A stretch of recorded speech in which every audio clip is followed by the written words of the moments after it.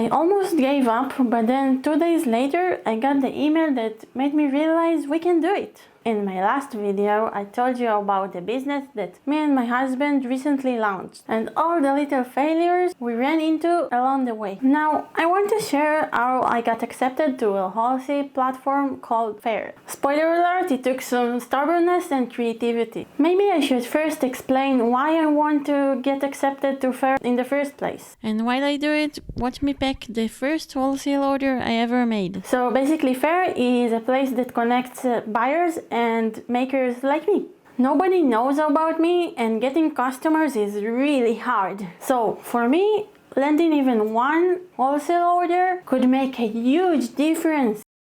But getting accepted is not that simple. The story begins.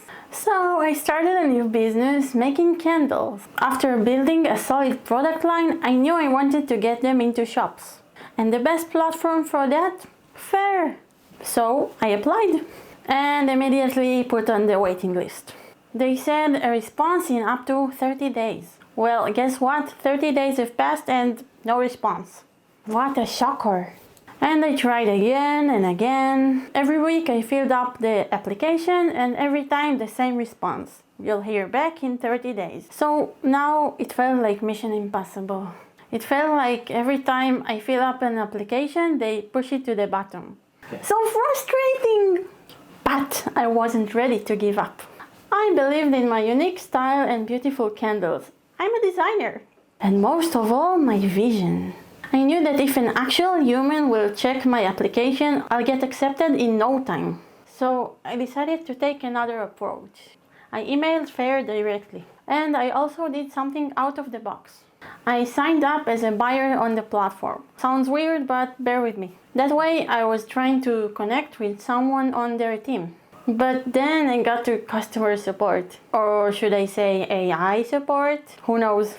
I pushed, I explained, I asked if someone can pass my application to the right place. But the rep kept saying the same thing. There's no way to do anything, just wait. Now what will respond like that every time? At that point I backed off. But then, 2 days after this email, oh my god! Bam! I got accepted! I did it! I got accepted to Faire! My husband and I were so excited! We were jumping and screaming in the living room. Yes, yes, yes! We made it! We made it! Our daughter was completely bamboozled. So I was so excited that my persistence actually worked. And now, hold on, it doesn't end there. I got my very first order on Faire.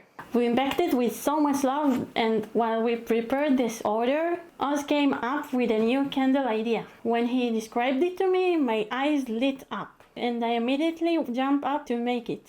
This candle design is inspired by our 5-year-old daughter, April, and it came even more pretty than I imagined. Here's a peek into my work process. I use a pot to heat up the wax for my deep dye candles. So here it is. While working on my latest Easter candle order, I suddenly heard a loud, stressful crack. One of the jars had broken inside the hot water. Wax started leaking out and melting into the pot. It was all over the place.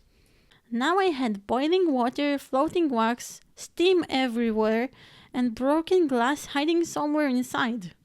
So I grabbed the closest kitchen tongs, fished out the broken jar, and started carefully digging through the water, hoping to find one big piece of glass, not 1,000 tiny shards. It wasn't easy. The steam was trying to burn my hands, but eventually I found the missing piece and could get back to work. I finished all the candles, let everything cool off, and then came the fun part. The melted wax had formed a thick, solid layer on top of the water. So then I wiggled the jars a bit to loosen them, and then broke the jar layer. I can't lie, I was hoping for big, clean chunks, but hey, close enough. It was fun. It looks like I'm breaking the ice to find a fishing spot. It was very satisfying to pull out the jars. Fun fact, I used to cook in this pot, but now it serves another purpose, as you can see.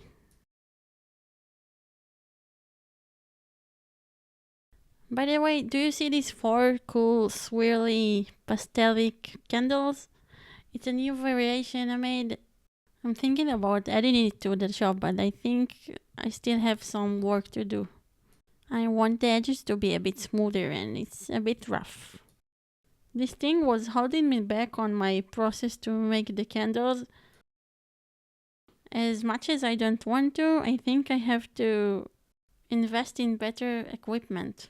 It's really expensive and I don't really want to do this investment right now because I'm only in my beginning. For now, it's still working for me, but if it gets any bigger and this thing will happen again, I'll have to eventually buy everything. Right now, I'm still a small creator creating small batches. And here you are on my small YouTube channel. So let's get back to the actual candles.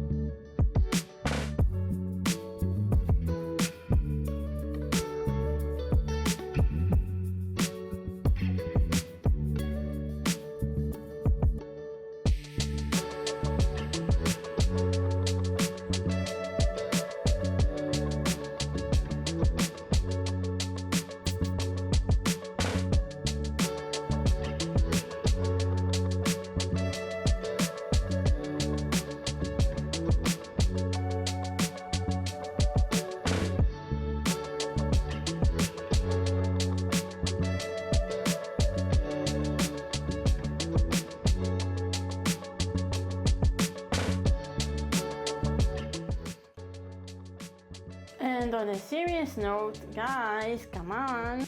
If you stayed this far and enjoyed, why not drop a like? It helps more people find me. And here's another great idea. Why not stick around and subscribe? You get to see more of me and my life, and it's totally free. And I'll see you next time.